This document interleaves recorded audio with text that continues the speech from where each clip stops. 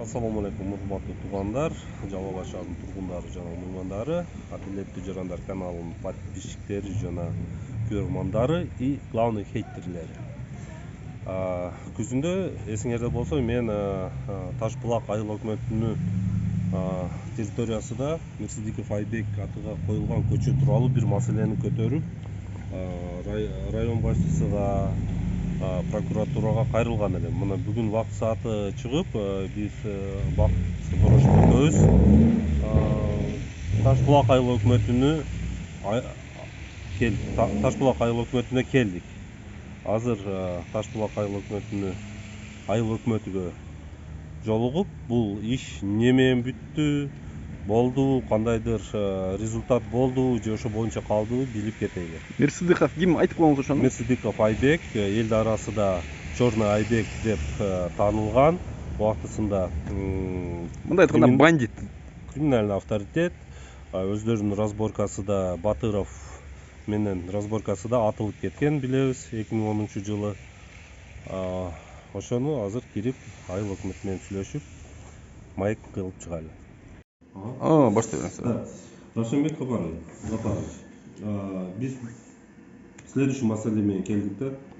Таш булак айыл өкмөтүнүн территориясында күзүндө мен велосипед теуіп жүрүп көрүп калдым да.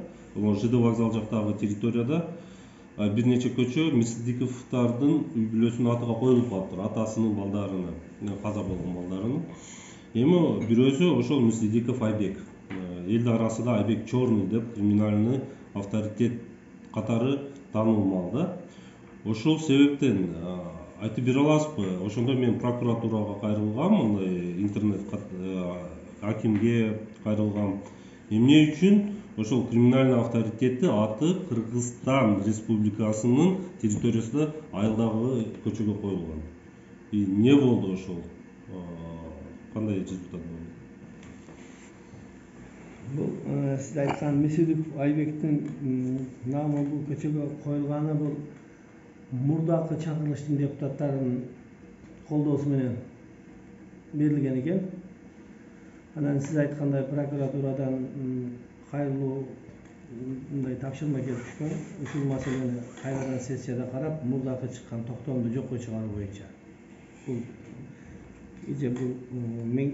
Бул кызматка өкмөт башчы болуп келгенден кийин прокуратура менен зам акимдин бул жерде эл менен жолугушуусунда да айтылган.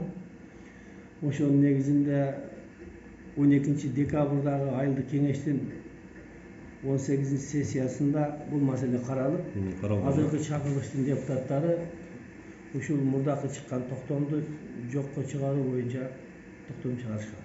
То есть Мирсидиков Айбекти аты алынды ал көчөдөн, азыркы составды депутаттары состав.